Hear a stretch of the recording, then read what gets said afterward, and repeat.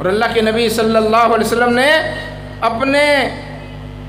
اس نسب نامے کے متعلق جو ابراہیم علیہ السلام سے ہوتا ہوا اوپر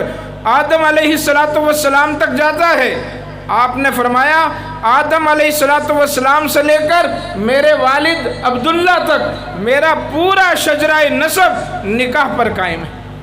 پورا شجرہ نسب پاکیزہ طاہر اور مطہر ہے، نکاح پر قائم ہے، یہ میرا شجرہ نسب ہے۔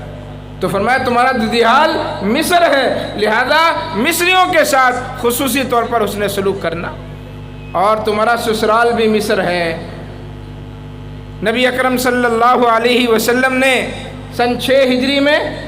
مختلف بادشاہوں کے نام خط لکھے تھے، اور ان خطوں کے اندر آپ نے ان کو دعوت اسلام پیش کی تھی، مسلمان ہو جاؤ، عافیت کے اندر آ جاؤ گے، تمہاری سلامتی اسی میں ہے۔ مختلف شاہان عرب اور عجم کے نام آپ کے خط صحابہ لے کر گئے تھے۔ ایک خط اس وقت مصر کے بادشاہ شاہ مقوقس کے پاس سیدنا حاتب بن ابی بلتہ رضی اللہ تعالیٰ عنہ لے کر گئے۔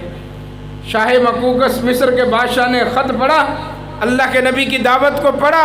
آپ کے اس نامہ مبارک کو پڑھا، عزت اور احترام کے ساتھ عطر لگا کر، خوشبو لگا کر، اور اس کو ایک خوبصورت ڈبیا کے اندر رکھ دیا، اور چند تحائف دے کر سیدنا حاتب بن ابی بلتہ کو روانہ کیا۔ ان تحائف میں ایک بہترین قسم کا خچر تھا جس کو دلدل کہا جاتا ہے، اور بھی کئی تحائف تھے۔ اس کے علاوہ 2 خواتین دی کہ ہمارے ہاں یہ معزز خاندان کی 2 خاتون ہیں، دونوں بہنیں ہیں سگی، ان کا بڑا مقام ہے، بڑا مرتبہ ہے، یہ آپ کی خدمت کے لیے میں بھیج رہا ہوں۔ یہ 2 خواتین کون تھیں؟ ایک ماریہ قبطیہ اور ایک سیرین قبطیہ، دونوں بہنیں۔ سیدنا حاتب بن ابی بلتہ رضی اللہ تعالیٰ عنہ اللہ کے نبی کے لیے تحائف لے کر مصر سے چلے، اور راستے پر ان خواتین کو اسلام کی دعوت دیتے رہے، اسلام کے محاسن، اسلام کے اوصاف و کمالات، خصوصیات ان کو پیش کرتے رہے، پورے راستے دعوت دیتے رہے، جس کا نتیجہ یہ نکلا کہ جب ان خواتین نے مدینہ طیبہ میں قدم رکھا، دونوں حلقہ بگوش اسلام ہو چکی تھی،